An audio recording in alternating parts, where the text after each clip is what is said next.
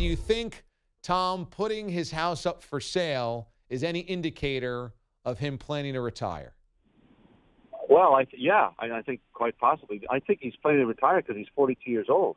I mean, it's not the house for sale. It's not the mad at the Patriots. It's just the nature of human beings. I mean, it's great that he's TB12 and he's able to do this, but I'm not all lathered up about the story because I think sooner or later it's mortality, and I think he will finish his career as a Patriot. It might be next year. I've been living that way for a while. Do you think that there's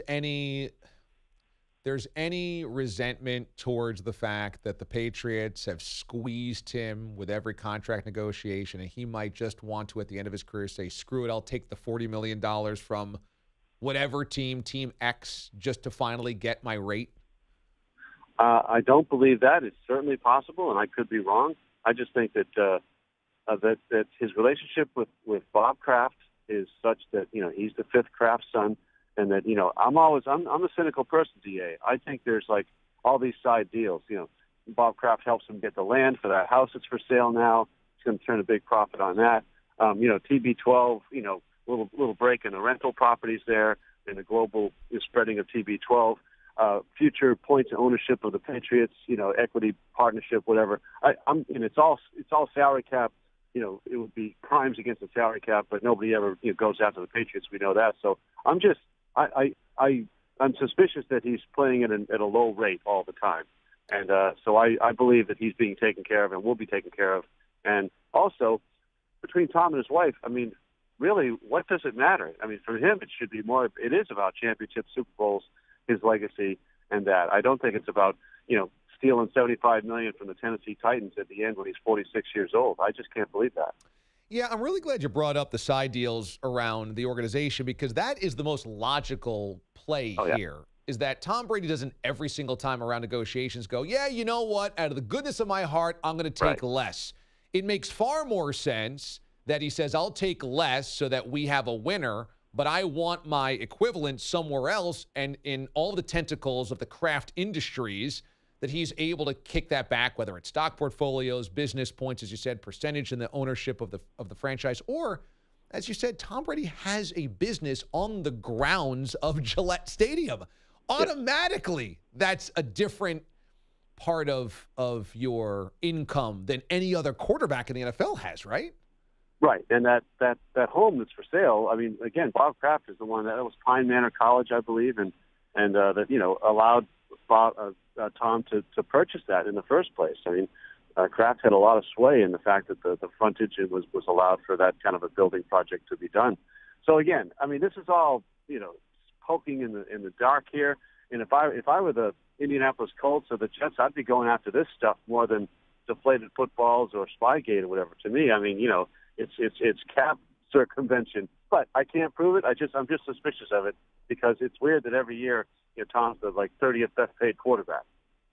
Yeah, right, exactly. Every single year it seems to come up like this, and he's never upset about those negotiations. No, and it supports that Patriot narrative, that annoying Patriot narrative. Oh, it's all for one here, a team above self. Nobody, they're different from everybody else, the Patriot way. It supports that phony narrative. Dan Shaughnessy joins us from the Boston Globe. When it comes to Brady this year, there were times last year where Brady really didn't look good. I mean, specifically the Super Bowl. He really did not play well. Do you expect a great Brady season, or do you expect him to at times look 42? Well, I think it's certainly the best thing they have going for them is the system they play in, and that they're so much smarter than all the other teams, and the stupidity of all the other teams they play against. That will never go away as long as Belichick and Brady are together. So they have that. But that said, there's very little downfield passing game, deep threat, etc.